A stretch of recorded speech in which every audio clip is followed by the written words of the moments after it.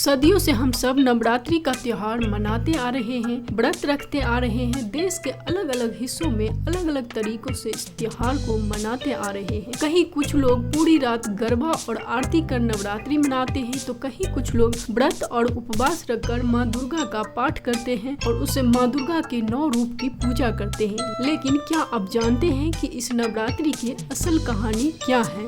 Hello guys, welcome back to my channel Archana Jha Chaudhary's blog. Guys, आज इस video में आप जानेंगे कि नवरात्रि क्यों मनाई जाती है, तो वीडियो को एंड तक देखते रहिए। चलिए गाइज, आज हम आपको बताते हैं कि नवरात्रि क्यों मनाई जाती है। चैत्र नवरात्रि। हिंदू धर्म में नवरात्रि का बहुत ही महत्व है। चैत्र नवरात्रि मार्च और अप्रैल के बीच में मनाई जाती है। इसे चैत्र नवरात्रि कहा जाता है। नवरात्रि में दुर्गा के 9 रूपों की पूजा आराधना की जाती है। धार्मिक मान्यताएं यह है कि जो व्यक्ति माँ दुर्गा की पूजा आराधना सच्ची श्रद्धा और निष्ठा से करता है, उसे मनोवांछित फल की प्राप्ति होती है। गाइस, नवरात्रि एक साल में 4 बार मनाया जाता है। पहला नवरात्रि और सबसे महत्वपूर्ण नवरात्रि अक्टूबर के मंथ में जो होता है उसे माना जाता है। उसके बाद 2 नवरात्रि और होती है जो जनवरी वसंत पंचमी के आसपास होती है, और इसके बाद एक चैत्र नवरात्रि के बाद यानी कि बैसाख में होती है। तो 2 नवरात्रि को गुप्त रखा जाता है, तपस्वी लोगों के लिए मनाया जाता है। पूरे जगत के कल्याण के मानव कल्याण के लिए, एक गृहस्थ जीवन में जीने वाले सभी लोगों के लिए अति फलदायी माना जाता है। गाइस, इस वर्ष 2023 में 22 मार्च से चैत्र नवरात्रि मनाई जा रही है।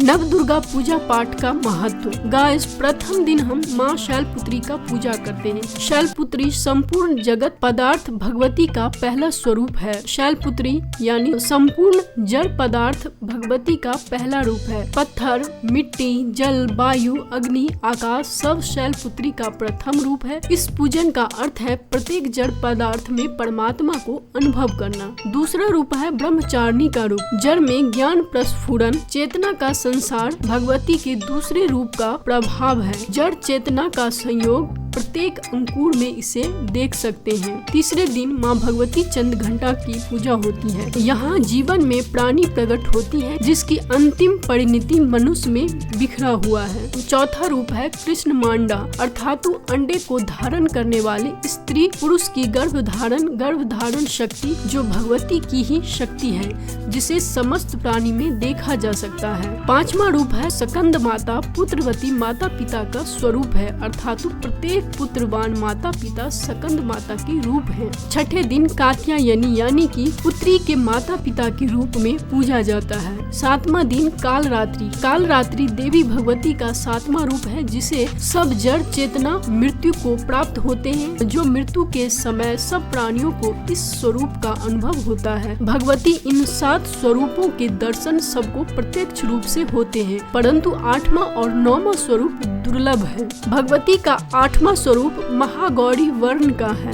भगवती का 9वां रूप सिद्धिदात्री का है। यह ज्ञान अथवा बोध का प्रतीक है, जिसे जन्म जन्मांतर की साधना से पाया जा सकता है। इसे प्राप्त कर साधक सिद्ध हो जाता है, इसीलिए इसे सिद्धिदात्री कहा जाता है। 10वें दिन विजयदशमी के रूप में मनाया जाता है। महिषासुर के वध का दिन होता है, उल्लास का, खुशी का दिन होता है। इस दिन सुबह से शाम तक नीलकंठ पक्षी का दर्शन करते हैं तो बहुत ही शुभ माना जाता है, जो कि मैं इस वीडियो में नीलकंठ पक्षी का पिक्चर दे रही हूँ। गाइस, यह मेरे गार्डन में नील पक्षी बैठा हुआ था, तो मैंने इसका पिक ले लिया है और आप सभी के साथ भी शेयर कर रही हूँ। अगर आप आज इस पिक का दर्शन करते हैं तो आपके लिए बहुत ही लाभदायक होगा।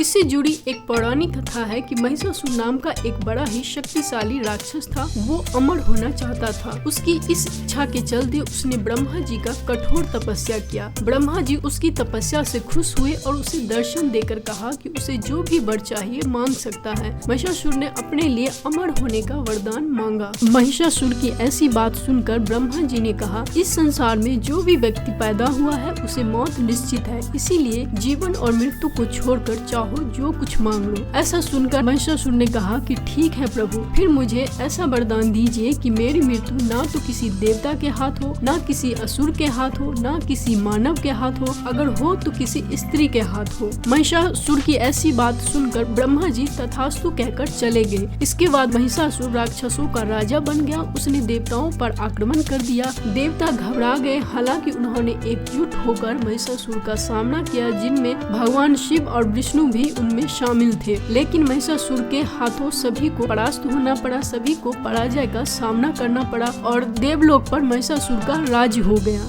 महिषासुर से खुद को बचाने के लिए, स्वर्ग की रक्षा के लिए सभी देवताओं ने भगवान विष्णु के साथ आदि शक्ति की आराधना की। उन सभी के शरीर से एक दिव्य रोशनी निकली जो इकट्ठा होकर एक बेहद खूबसूरत देवी के रूप में प्रकट हुई और देवी दुर्गा का रूप धारण कर लिया। देवी दुर्गा को देख महिषासुर उन पर मोहित हो गया और उसने शादी का प्रस्ताव सामने रखा। बार बार इस तरह का प्रस्ताव भेजता रहा और देवी मना करती रही। लास्ट में देवी मान गई, लेकिन उन्होंने एक शर्त रखी। उन्होंने कहा महिषासुर को उनसे लड़ाई करना पड़ेगा, यानी लड़ाई कर उन्हें हराना होगा। महिषासुर मान गया और फिर लड़ाई शुरू हो गई। 9 दिन तक लड़ाई चली। 10वें दिन देवी दुर्गा ने महिषासुर का अंत कर दिया। तभी से ये नवरात्रि का त्योहार मनाया जाने लगा। हर्षो उल्लास के साथ, भक्ति एवं साधना के साथ पूजा पाठ करते रहिए। नवरात्रि माँ भगवती, माँ दुर्गा का सप्तशती का पाठ कीजिए। पूरे परिवार और पूरे समाज की कल्याण की कामना कीजिए। माँ भगवती से अपने कामनाओं की कामना करते हुए पूरे जगत की कल्याण की कामना कीजिए।